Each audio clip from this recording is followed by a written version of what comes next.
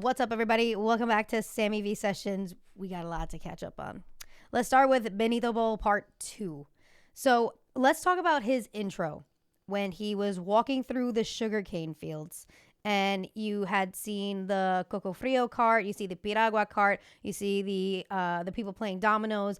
And then somebody said on TikTok, Bad Bunny opened the Super Bowl with immigrants doing the jobs that they do in the U.S., like an appreciation for immigrants doing the job that they do. And I think that person missed the mark, especially when she said the construction, the women doing the construction with the cinder blocks. So if you're not from Puerto Rico and you're not familiar with cinder blocks, a lot of the houses in Puerto Rico are created from cinder blocks because that can withstand hurricanes and weather as such. So having the cinder blocks there was super important. Now, why he chose two women to be moving the cinder blocks around, I think that was more of how Puerto Rican families are matriarchies most of the time. Grandmothers, mothers, great-grandmothers, aunts are usually the heart of the family, and I think that's why he might have chosen two women. But it could have also been immigrant work in the U.S., but I think that was more dedicated to Puerto Rico. But we'll get more into symbolism and thoughts of that in a second. Bad Bunny played every single one of us before he started playing AO. He started playing like a compilation of different old school reggaeton songs. But obviously AO is about perreo, right? So he wanted to put a mix right before he started playing AO. It got every single one of us because when we heard Dago's voice, we immediately were like, whoa, hold up, wait. And nobody came out, played us. And he did that on purpose. I know he did that on purpose because I wasn't the only one who thought that. I loved how he focused on togetherness. Like, together we are America. All of the countries he listed, I know every single country was not listed. I'm sure not every single flag was there as well, but he tried his best. He mentioned a lot. I saw a bunch of people on TikTok talking about how he mentioned Guyana, and Guyana is almost never included in conversations when talking about the Americas, or South America for that matter. But I really liked how he focused on togetherness instead of what's currently setting us apart. Like I said in the little bonus episode, I think he got political and it was very tasteful the way that he did it. Let's talk about Lady Gaga. Okay, so I did mention it in the bonus episode, but Lady Gaga was important in the fact that right before Lady Gaga went on stage, he sings the part of the song of Monaco where he says, "Esto es lo que tú querías." Like, this is what you wanted. And then boom, there's Lady Gaga. So not only is Lady Gaga there, but Lady Gaga's a white woman, right? So Bad Bunny's like, I'm going to give you a white woman, but I'm going to give you a white woman that I absolutely love and adore. If you guys do not know, Bad Bunny has been a little monster for as long as I've known him being an artist. He's always loved Lady Gaga. The feeling has always been mutual. If you want to see the mutual, you can go back to the episode that they did SNL together. There's a whole bunch of pictures of them together on the internet. He's wearing her tour merch a lot of the time. So that relationship between Bad Bunny and Lady Gaga, like, I should have seen coming. I should have known that Gaga was going to perform. So he says, "Esto es lo que tú querías," like, this is what you wanted. So here's Lady Gaga. But she's not singing her normal song. She's singing a salsa version of Die With a Smile. I thought that was beautifully done.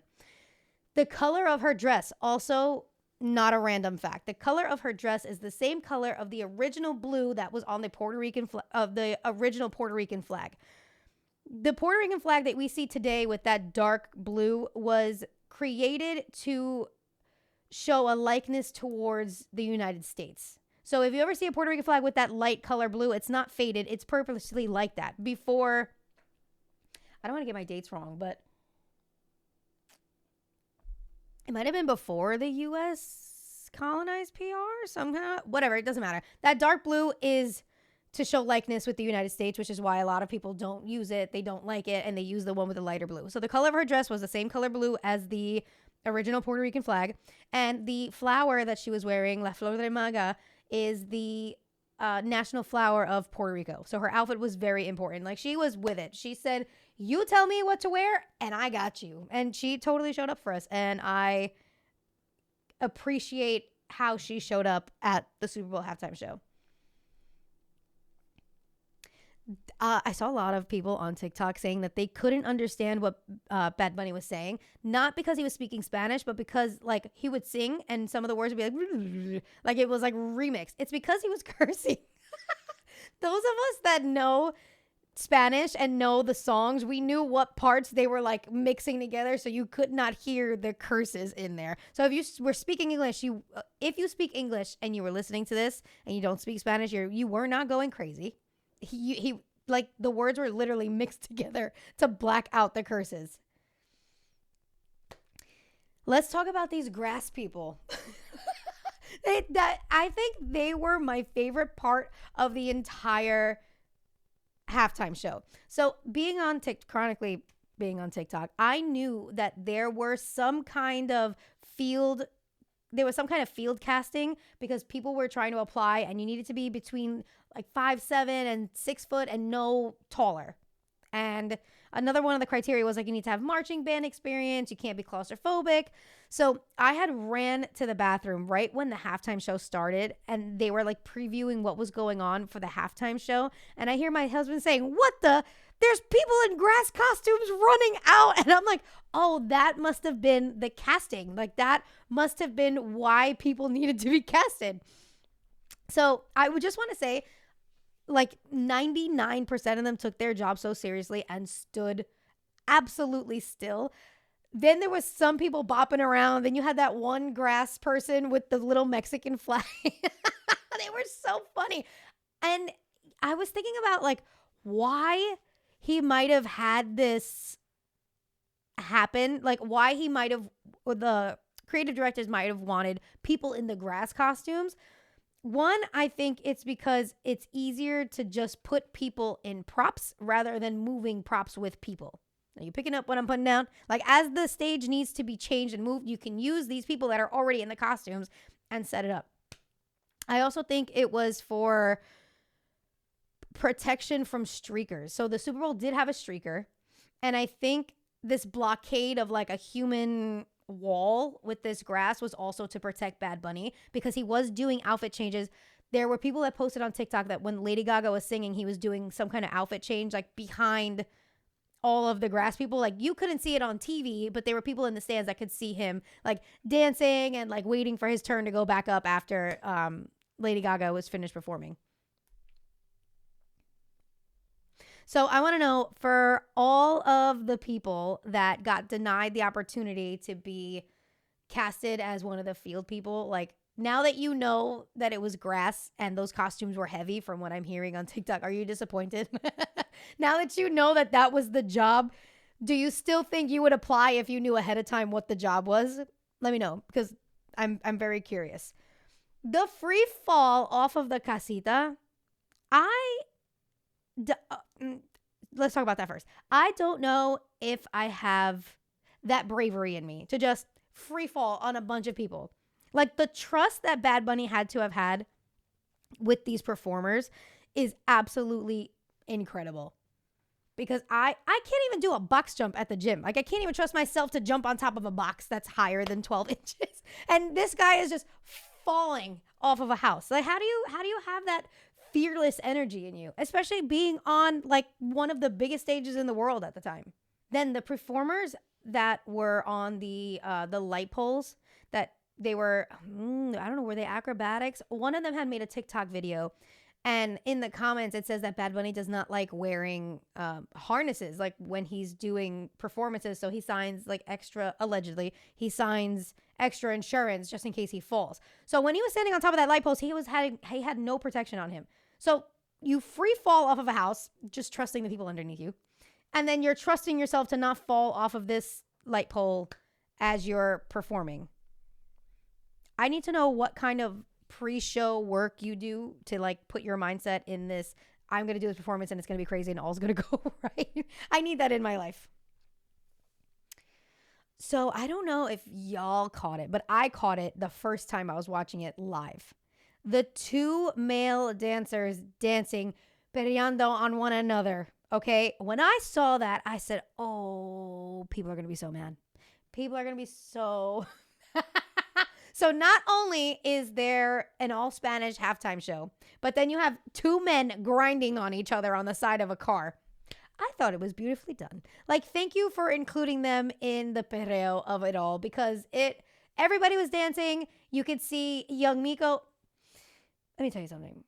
Miko took every opportunity to get her little perreo in that house, because there was a dancer who was slowly making her way over to young Miko. She said, I saw an opportunity and I got So you had girls dancing on girls, you had guys dancing on girls, you had girls dancing on guys, you had guys dancing on guys. I loved it all. It felt like a party, and I'm sad that I wasn't invited.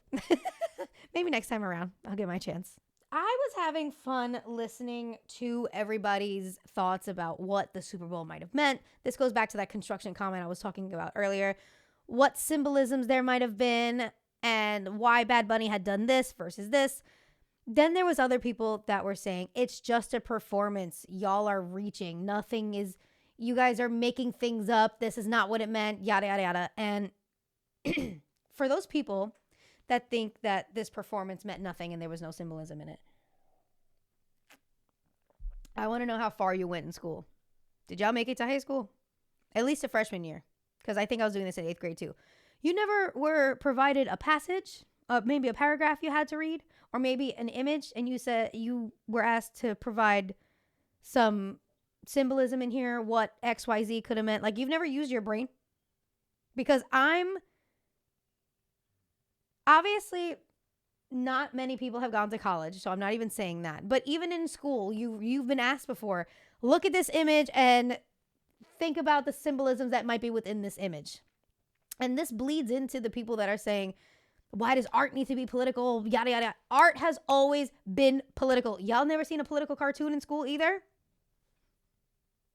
Just because it's not a historical piece of performance that's political doesn't mean that it can't be political today. Art has always been political, and art will continue to be political.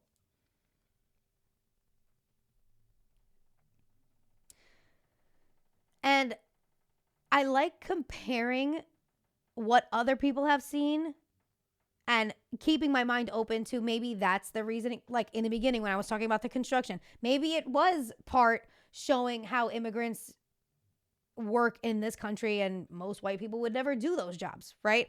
But I saw it as, no, those cinder blocks are important to Puerto Rico. But two things can be true at once, right? So I like having open conversation about people actually creating original thoughts and not just taking things for face value. So the next time you sit there and say, oh, it was never that deep, it doesn't mean this, it doesn't mean that, I want you to think of your own reasoning of what it could mean. And that's all about that. That's my little educational rant. Use your brains. That's all I want to say.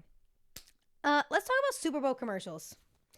Very disappointing. Absolutely disappointing. There were many commercials that we were seeing that said, find the trailer online now. What was the point of even giving us the commercial if we could just find the trailer online? Why did you not pay for the whole trailer to be shown at the Super Bowl? That Coinbase commercial with the Backstreet Boys, with everybody. I knew something was up when the lyrics said, am I so secure? And I'm like, what happened to am I sexual? Where is that?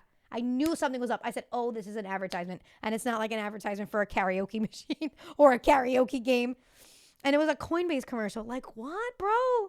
Like, that pissed me off so bad. It was such a good commercial to be for Coinbase. Another thing that drove me crazy about the Super Bowl were all of the gambling commercials. Gambling has become this huge annoyance to me. Maybe it's because I've seen people's lives ruined through gambling, but gambling is predatory. And right now, a lot of people don't have money right now. So they know they're looking for a get rich quick method, and gambling is good for that. And to put it in the Super Bowl, it's just crazy. And I feel bad for the players too, because there are people posting death threats because they're losing bets. They're posting death threats to these athletes when these athletes should be concentrated on playing the game. I feel like sports are tainted now because of all of the online betting that's going on. And now I feel that they started allowing it, because online betting was never allowed before, right? But now that they've started allowing it, it's never going to stop, and it's just going to get worse. So if you're one of those people that consistently gamble a lot of money and often lose and are posting death threats to athletes, I really need you to sit back and analyze your life choices and your finances, for that matter, because you really don't need gambling. Gambling is not going to get you what you need, and it's definitely not a get rich quick kind of game that you need to play. Now, unless you got money like that, you got money to blow, I don't mean shit. I ain't got money to blow, right? You might be sitting here and be like, you just broke. Okay, maybe I am, but I'm not wasting my money on gambling. So I saw another post on damn guys, I've been rotten all week thinking about Bad Bunny and the Super Bowl, but somebody had said, y'all were mad about the Super Bowl? The World Cup is coming in 6 months, 5 months? Latinos ain't clocking out anytime soon. Be like, y'all better prepare to be sick of me. Sick of me. I'm going to see 2 World Cup games this year. I'm so excited. My mind is blown that I even got a chance to buy tickets for 2 games. But yeah, Latinos in the US right now, not clocking out anytime soon. Y'all are going to hear from us at least through the rest of the summer. My favorite segment of this podcast, where in the world is Benito? Benito is in Argentina this weekend. So last night, today's Valentine's Day. Happy Valentine's Day, everybody. Today's Valentine's Day. Bad Bunny's been in Argentina since about Thursday, I think. Last night, Friday, was his first show. His first show, the surprise song was Otra Noche en Miami. That was a surprise song for the first night in Argentina. I can't wait to see what songs will be tonight and tomorrow. I want to say, so Bizarrap has never done a song with Bad Bunny. I'm trying to see if that's correct. I think that's correct. I know he's done one with Rao, and I know he's done one with Young Miko, and I'm wondering if maybe his Argentina shows maybe will get a surprise collab. Maybe they've been waiting to release it. I don't know. I'm wondering who's going to make an appearance. I heard Bizarrap was there last night. Maybe Nicki Nicole will make an appearance. I don't know. I'm excited about these shows. So let's talk the Argentina slander in the comments of these videos. Okay. So I'm going to read you some of the comments. So Concho, he has a TikTok and he goes around with Bad Bunny and takes video. Obviously it's somebody, it's not him, but he goes around, he takes TikToks. So I'm going to read you some of the comments in the first night of Argentina's video. Somebody said, el Latino más grande de la América en tierras italianas. Okay. Somebody else said, ¿Qué estado es? Another person replied, ¿Alguna en Suiza? So if you didn't understand the first comment says the biggest Latino artist of America in Italian lands. Okay, remember, we're in Argentina. The second one says, ¿Qué estadio es? Which stadium is it? And somebody said, Alguno en Suiza. Somewhere in Switzerland. Okay? Listen. I know my people have not had a good past. I know a lot of us are descendants of Europe. Some of us, not all of us, like to consider ourselves European and not Latinos. I am not one of them. And I know a lot of Argentinians that are not those people either. Because I know that my peoples have had a history, that's why I'm laughing along with the slander. But the nerve of some of these people. Like, you're not in a Latino territory. You're in white people territory. You're in European territory. I'm not with the slander. But I can laugh along with it. Like, I'm not going to take it seriously, of course. Like, there's always going to be haters. But let me tell you one thing. I'll take the slander for Argentina. I want to see the same slander for Spain when he spends 3 weeks over there.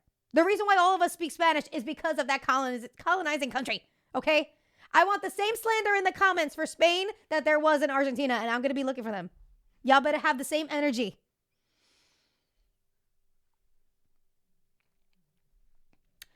Last thing about Bad Bunny in Argentina. Since the Grammys, Gabriela has been seen with Bad Bunny often. And they also had a little date night in Argentina before his first show. I don't want to get my hopes up. I know there's been rumors about them being engaged or them getting married or whatever the case was, but I really love them together. I love them together. I really hope that either they're really good friends or maybe they did get back together, but I feel like they are a match made in heaven. Obviously, I don't know these people outside of just knowing them and knowing that they were previously in a relationship, but I think that they're each other's soulmates, and I want to see them together forever. So seeing her around often, I'm so elated for that. I'm so happy. Like, I will keeping up with all of the blog posts and all the gossip posts about like what's going on with them or what we're assuming what's going on with them. I love them together. And they have sunset together, the doggy. So they have to stay together. In my opinion, they have to stay together. All right. Enough with Bad Bunny. Let's get on to other music. Cardi B has officially started her tour. Let me tell you something. She looks absolutely fantastic. She sounds absolutely fantastic. The red outfit and her dancing on the chair. If you have not seen her in the red outfit and her dancing on a chair, I am no better than a man. Go watch that video right now. Just put it on TikTok. Cardi B red outfit tour, because it is serving. She said, what baby? What divorce? Everything about this tour. Cardi, I cannot afford the resale tickets. I did not know if I could make it to this tour because I'm going to Japan, but I cannot afford the resale tickets. The highest seat in Madison Square Garden right now is $355. I'm sorry, I'm not paying $355 to sit in the nosebleeds and not like see you girls. So if somebody from your team can swing me a couple of tickets, I would greatly appreciate that, because I really want to go see. I want to see this tour so bad, and I cannot afford these tickets. I can't justify $300 to sit in the sky. I can't justify that. I cannot. Speaking of the red outfit, our girl had a little boo-boo. I don't know if you guys saw that. But there's one point she's in the red outfit. She's on the chair. She's leaning backwards. And that chair was made out of hollow aluminum. There was no weight in that chair. And there she went backwards on the floor. Her dancers were very supportive and came to her rescue. And she got up. She shook it off. And she said, that was the government. I love Cardi so much. And to see her doing her damn thing on this tour, it makes me think about the Love and Hip Hop days. Like before she fixed her teeth, before any of that, before she had a lot of money, I always knew she was going to be a star. She was always genuinely herself, or at least that's how it read through the TV. And there were so many people, like I was in high school when she was on Love and Hip Hop. There were so many people in high school that were like, oh, she's just a stripper. She's never going to be anybody. Nobody ever gets anything from these shows. And she proved a lot of people wrong. She proved so many people wrong. And I love that for her. Cardi B, if you want to be on my podcast, send me an email, send me a DM. I'd love to have you sitting right next to me. And I'd love to just yap with you and have a kiki and have a good time. I feel like we'd be like on the same page. Okay, I'm not done talking about Bad Bunny yet. I swear. Last thing, it's just I had Tiny at the beginning of my notes, so I forget it. Bad Bunny cleared his Instagram, so we know that there's either a new era coming or new music. There's new something coming. I thought maybe it was the Japan dates, because the Japan dates still have not dropped. I thought it was the Japan dates. It's not. So he cleared his Instagram. However, Tiny is teasing a new song on his socials. So I'm wondering, is this a new Bad Bunny and Tiny collab that we might be getting? Is that what he's holding back for? Is that what he cleared his Instagram for? I don't know. I don't know, but something big is coming for Bad Bunny, and I'm excited for it. Arcángel and Fade dropped a new song this week called Mírame Baby. First of all, it's a heartbreak song, so a lot of people are assuming that he's singing about Karol G and being all sad. I haven't gotten a chance to really listen to it, but I will. They were spotted on Roosevelt in Queens shooting the video for this song. And it's so random. Like, I grew up over there, so I'm very familiar with the area. But people started sending me the TikTok, like, oh my God, look, Fade and Arcángel are over here in Roosie. Like, what is going on? They weren't even filming under the 7 train. They were filming in front of some random, like, bodega. Like, who booked that spot? Who was driving through Roosevelt and said, this is the spot that I want to shoot this music video at? What? It's just so random. First, we had Fred again in Woodside a couple of weeks ago, talking about hit up Maggie Mays for the pregame. And then we have Fade and Arcángel hanging out on Roosevelt. Like, what is going on? Like, do I need to move back to the neighborhood? Is that like an up and coming neighborhood like that I missed out on? I'm not understanding what's going on. But yeah, they were filming the music video. I'm excited to see the music video and why they picked that spot to shoot. But I don't know. All right, guys, song of the week. I'm very excited for this song. I've been listening to it all week, and I wanted to bring it to you because a lot of things have happened in between. So it's called Que Rico PR. It's by Rawayana. I hope I said that right. It is a Venezuelan music group. In the song, they talk about wanting to be with a Puerto Rican and how Puerto Rican words, some Puerto Rican words, differ from Venezuelan Spanish. And it's also other Latin American countries that speak the same kind of Venezuelan Spanish. Puerto Rican Spanish is very unique. That I will say. That is not a foreign idea. But the song celebrates the differences. And in the song, they say, so in Puerto Rico, to say, how you would say fucking, like having sex, is chingamos, right? But in Venezuela, it's cogemos. Just like it is in Argentina. When me and my husband had gone to Argentina, our cousins were laughing with us and like talking about the differences between Puerto Rican Spanish and Argentine Spanish. And that's one of them. Like, another one is bicho. So bicho in Argentina, and I'm sure it is in Venezuela as well, is bug. But in Puerto Rico, it means dick. Like, like there's just like, so you have to be very careful. If you're Puerto Rican, you have to be very careful sometimes how, like, what kind of language you're using. Do I think you're going to be using bicho and chingamos in a professional setting? I would sure hope not. But like, you need to be very careful sometimes with the dialect and pay attention to how it's being used.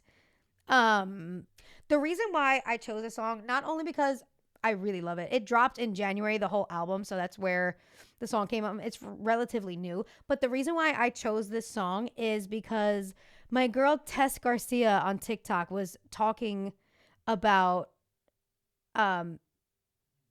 specificity when it comes to Latinos. A lot of people like to put us under the umbrella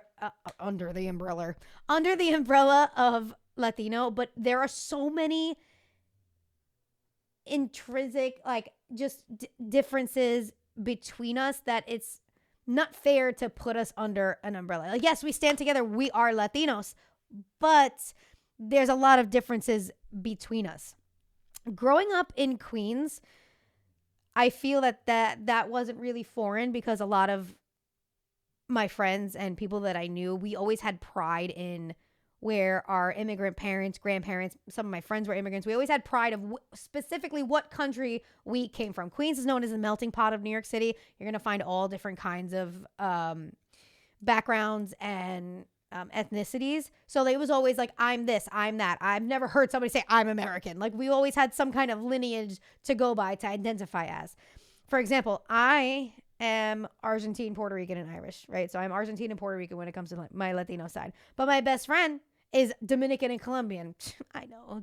Clock that tea. We some badass bitches. I know. Spicy, but that's what happens when you grow up in Queens. You get different meclamadas, I see. Like, and it's the best meshing that could possibly be. Like, you don't, outside of New York, you're not going to hear these random combinations of somebody's ethnicities. But while back to what Tess was saying about being specific about Latinos, while me and my best friend are Latinas, we can relate on so many levels, but there are so many other things that make our Latina experience different. People of most of who are not Latino, most of the people who are not Latino don't understand the differences, and they just like to group us together as Latinos, Latinas, Latinis. And yes, we're going to stand together and be Latinos, but each country has their own specific identities and dialects and can be extremely different, as this song highlights. I'm sorry, I'm not looking. I really want to get out what I wrote on my notes, and I'm stumbling while I'm not looking at my notes. So now you're going to read it right from my notes. So this song highlights differences between Venezuela and Puerto Rico, but it could happen a lot, and this song celebrates it. And I was just tying it together with what my girl Tess was saying on TikTok, because at the end of the day, my Argentine father's definition of bicho is very different from my Puerto Rican mother's definition of bicho. But that's all I got for you guys. That's it. Now that all that's after that whole conversation about Latinos, the only thing that's going through my head is J-Lo when she accepted the award and she said, "Mi gente Latino, I love you all. Take care of yourself and each other."